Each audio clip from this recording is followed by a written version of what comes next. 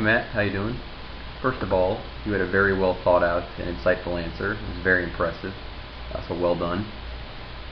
You mentioned first the idea that citizenry is not a force of itself, but it rather exists to serve the ruler.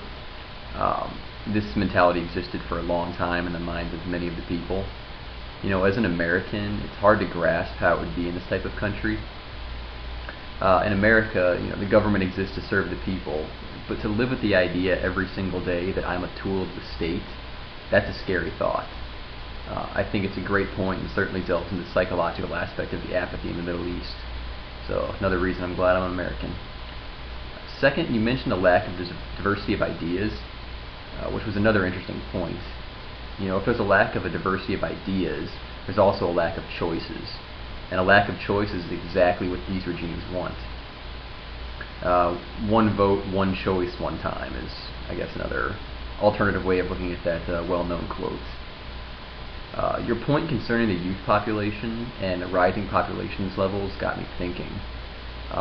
And you're definitely right, this has created a boiling point regarding the economic stagnation in these countries, which has become the norm, unfortunately.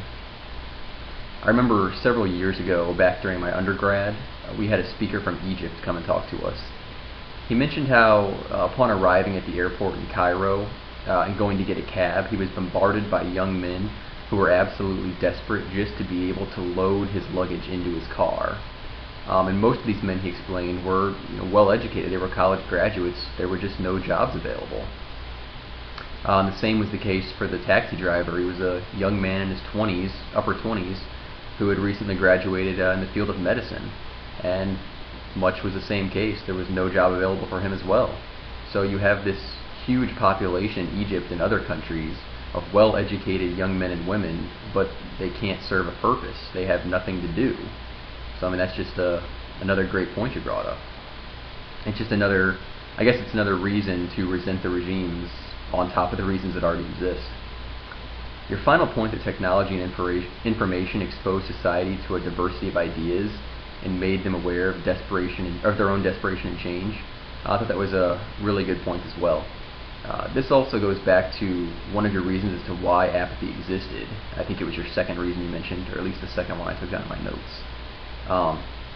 Being exposed to Western ideas, their entertainment and affluence has a way of emphasizing one's own poverty and lack of opportunity.